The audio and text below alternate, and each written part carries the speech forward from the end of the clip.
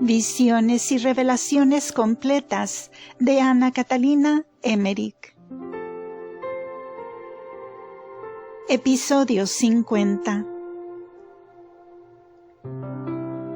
La mujer arregló un sitio separado para María y le llenó, a su pedido, una gamella llena de agua para bañar al niño, lavando también sus pañales que puso a secar junto al fuego. María bañó al niño Jesús bajo una sábana. El ladrón estaba tan conmovido que dijo a su mujer: «Este niño judío no es un niño común, es un niño santo. Pídele a la madre que nos deje bañar a nuestro hijo leproso en el agua donde ha lavado a su hijo. Quizás esto lo cure de su enfermedad». Cuando la mujer se acercó, la Virgen le dijo, antes que ella hablara, que debía bañar a su niño leproso en aquella agua. Y la mujer trajo a un muchacho de 3 años, más o menos en sus brazos. Estaba muy comido por la lepra, y su cara era toda una costra. El agua donde Jesús había sido bañado parecía más clara que antes, y al ser puesto el niño dentro del agua, las costras se desprendieron, y el niño se encontró perfectamente curado. La madre estaba fuera de sí de contenta y quería besar a María y al niño Jesús. Pero María no se dejó tocar por ella, ni tocar al niño.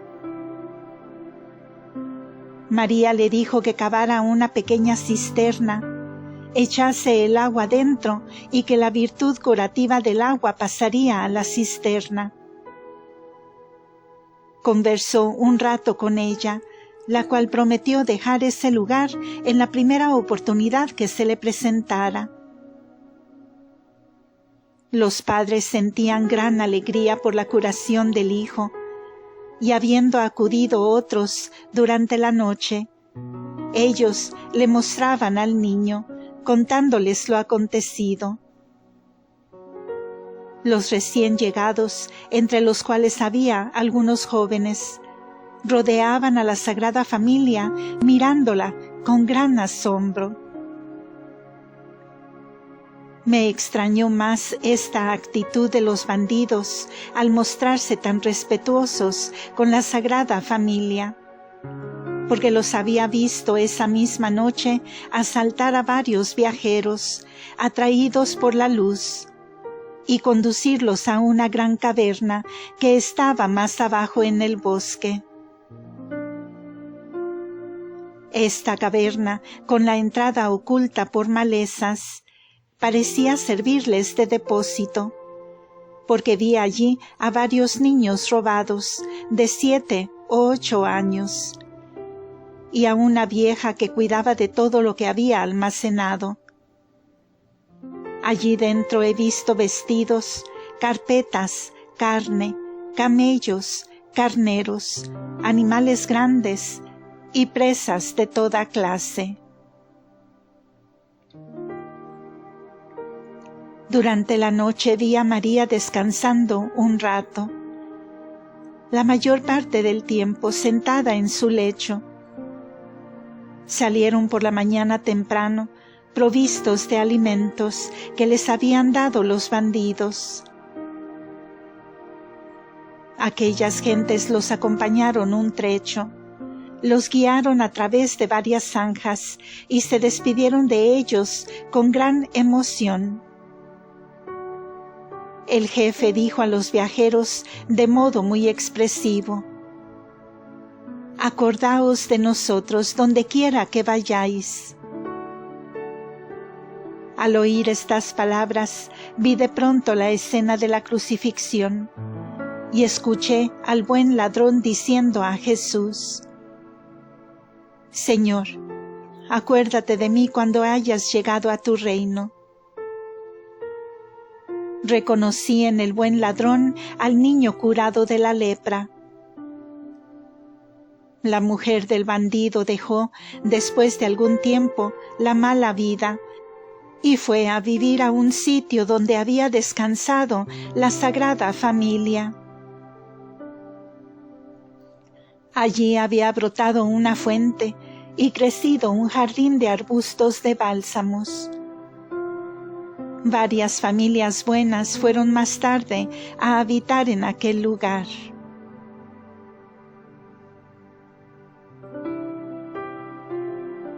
La primera ciudad egipcia.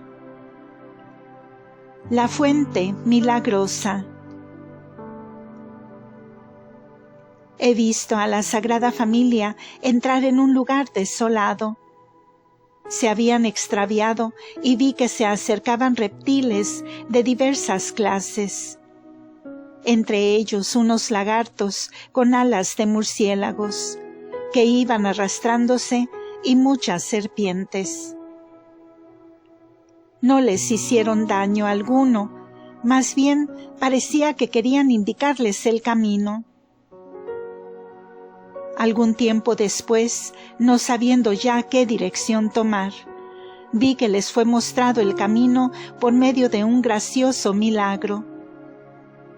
A ambos lados del camino brotó la rosa llamada de Jericó, con ramas de hojas rizadas que tenían florecillas en el centro.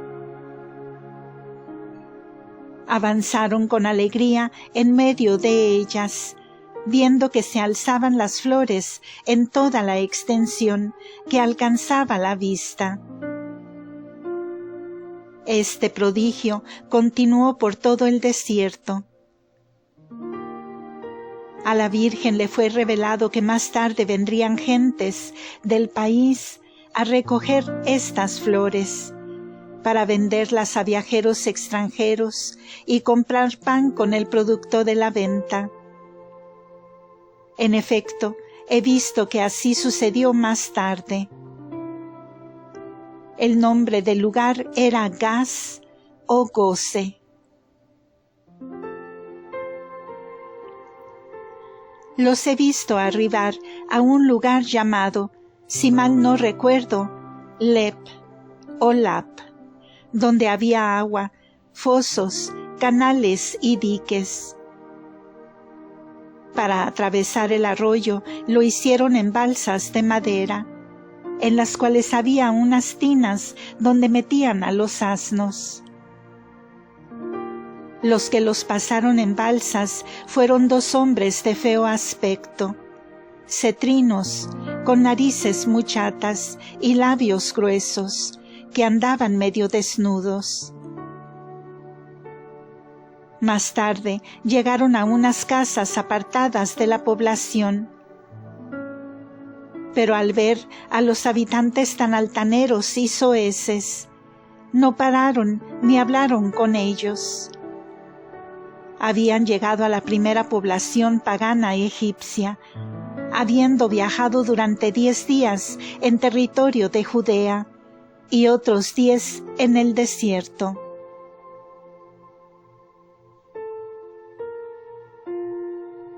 He visto a la Sagrada Familia en un país llano, en territorio egipcio. Aparecían grandes praderas donde pastaban los rebaños. Vi árboles a los cuales habían sujetado algunos ídolos semejantes a niños fajados. Las tiras que los sujetaban estaban cubiertas de figuras y caracteres. Algunos hombres gruesos de corta estatura, vestidos al modo de los hilanderos, que he visto en el país de los 3 reyes, rendían homenajes a esos ídolos. La Sagrada Familia se refugió en un corral, del cual salieron las bestias para dejarles lugar. No tenían en ese momento ni agua ni alimento, y nadie les dio cosa alguna. María apenas podía alimentar a su niño. Soportaron todos los sufrimientos humanos en esos días. Cuando finalmente llegaron algunos pastores a dar de beber a sus animales en un pozo cerrado, le dieron a José un poco de agua para satisfacer su pedido. Más tarde vi a la Sagrada Familia desprovista de todo socorro humano, atravesando un bosque, a la salida del cual había un datilero muy alto con gran número de dátiles en su extremidad superior, pendientes de un racimo. María se acercó al árbol, tomó en sus brazos al niño Jesús y alzándolo rezó una oración.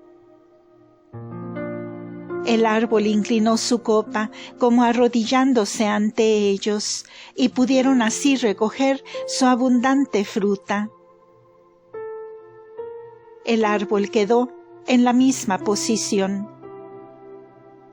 Toda clase de gente del lugar seguía luego a la Sagrada Familia, mientras María repartía dátiles a muchos niños desnudos que corrían detrás de ella.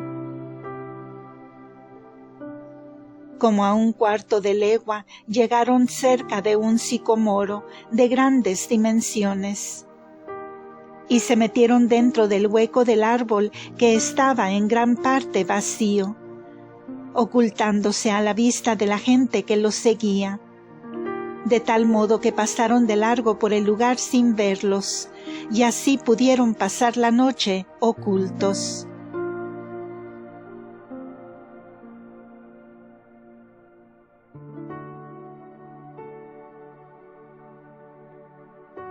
Los he visto al día siguiente seguir a través de un arenal. Sin agua y cansados, se detuvieron junto a un montículo del camino. María rezó con fervor y vi entonces brotar un manantial de agua abundante que regaba la tierra reseca del arenal. José le abrió un cauce para apresar el agua en un hoyo que hizo, y se detuvieron a descansar. María lavó y refrescó al niño, y José llenó su odre de agua y dio de beber al asno. He visto que se acercaban para refrescarse unos animales muy feos, como grandes lagartos, y también tortugas. No hicieron daño alguno a la Sagrada Familia, sino que por el contrario la miraban con expresión de cariño amistoso. Vi que el agua brotada, después de recorrer un camino bastante largo, volvía a resumirse en la tierra a poca distancia de la primera fuente. La tierra regada por esta agua fue fecunda, de modo que pronto se cubrió de abundante vegetación, y creció allí el árbol del bálsamo en abundancia. A la vuelta de Egipto pudieron sacar bálsamo de esos mismos árboles. Más tarde, este lugar fue conocido como el Monte del Bálsamo. Se establecieron allí varias personas, entre ellas la madre del niño leproso curado en la choza de los ladrones. Volví después a ver este lugar. Un hermoso cerco de árboles de bálsamo rodeaba todo el monte, donde habían plantado otros frutales. Abrieron un pozo ancho y profundo, del cual sacaban agua por medio de una noria, tirada por bueyes, y que mezclada con la fuente de María, la utilizaban para regar jardines y huertas. Sin esa mezcla, he entendido que el agua del pozo hubiera sido mala y dañosa. Noté también que los bueyes que tiraban de la noria dejaban de trabajar desde el sábado al mediodía hasta el lunes por la mañana.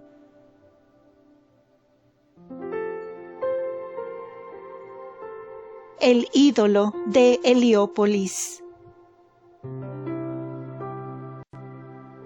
Después de haber descansado y tomado alimentos, se encaminaron a una gran ciudad, bien construida, aunque por entonces medio ruinosa.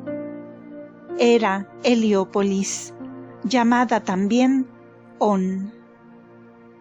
Este era el lugar donde, en tiempos de los hijos de Jacob, habitaba el sacerdote egipcio Putifar, en cuya casa vivía la joven Asenet, la hija que había tenido Dina después que fue robada por los siquemitas, y que se casó más tarde con José, virrey de Egipto. He visto que allí vivía cuando murió Jesús en la cruz, Dionisio el Areopagita. La ciudad había sido devastada por la guerra, y fueron a establecerse toda clase de gentes en sus ruinosos edificios. Pasaron allí por un puente muy ancho y muy largo, a través de un río con varios brazos. Llegaron a una plazoleta situada delante de la puerta de la ciudad, bordeada por una especie de paseo. Había allí sobre una columna tronchada, más ancha en su base que en la altura, un ídolo grande con cabeza de buey, que tenía en sus brazos algo así como un niño fajado. Alrededor del ídolo había unas mesas de piedras, sobre los cuales ponían sus ofrendas las gentes que venían de todas partes de la ciudad. Cerca de allí había un árbol corpulento, bajo el cual la Sagrada Familia se detuvo a descansar. Hacía algunos momentos que estaban allí descansando cuando tembló la tierra. El ídolo tambaleó sobre su base y cayó a tierra. Este hecho fue causa de gran tumulto. La gente comenzó a dar voces y acudieron varios hombres que trabajaban en el canal. Un buen hombre que había acompañado a la Sagrada Familia por el camino acudió también y la condujo rápidamente a la ciudad. Creo que era uno de los trabajadores del canal. Se hallaban fuera de la plaza cuando el pueblo, atribuyendo a ellos la caída de su ídolo, se enfureció contra ellos y los amenazaba e injuriaba. Mientras sucedía esto, la tierra tembló nuevamente. El árbol se desplomó, cortándose sus raíces, y el suelo donde habían estado el árbol y el ídolo se convirtió en un lodazal de agua negra y fangosa, donde se hundió el ídolo hasta los cuernos que sobresalían. También se hundieron en el pantano algunos perversos de aquella multitud furiosa. La Sagrada Familia continuó tranquila su viaje, dirigiéndose a la ciudad. Fueron a albergarse en un edificio sólido junto al templo grande de un ídolo, donde encontraron sitios desocupados.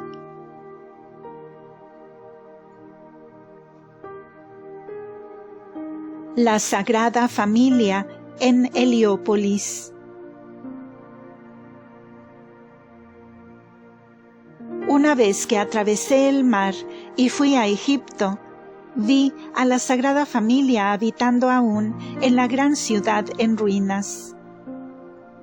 Esta ciudad se extiende a lo largo de un gran río de varios brazos y se ve desde lejos debido a su elevada posición.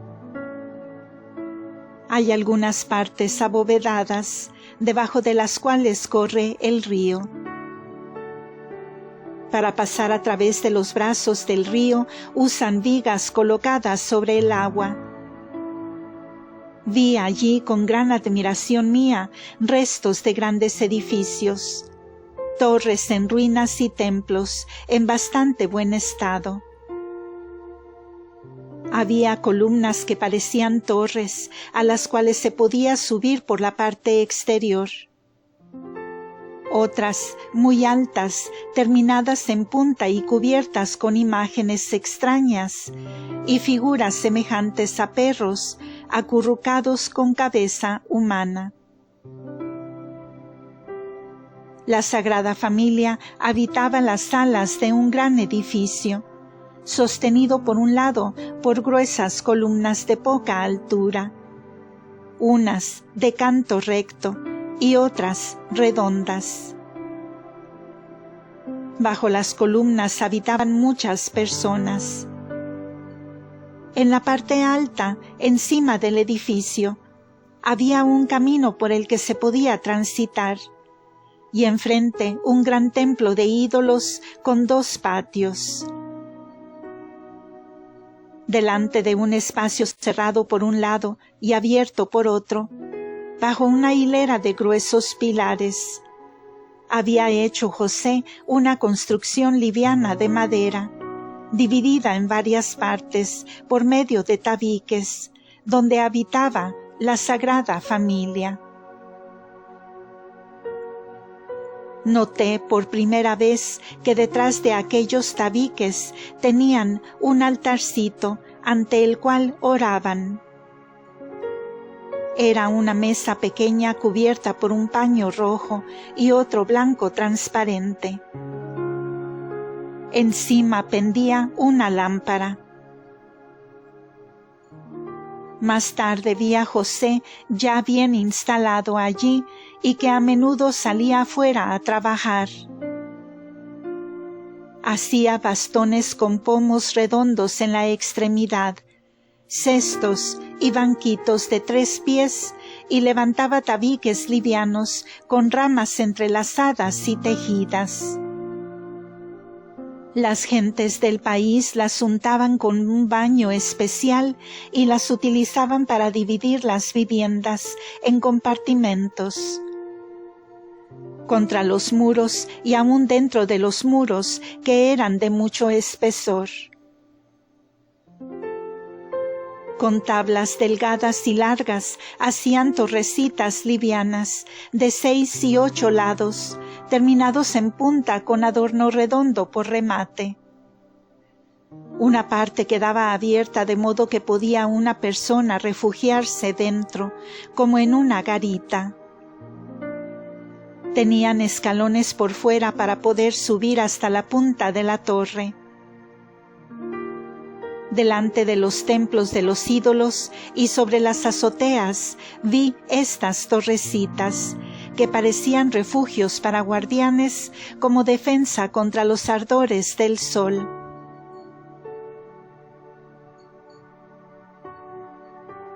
Continuará.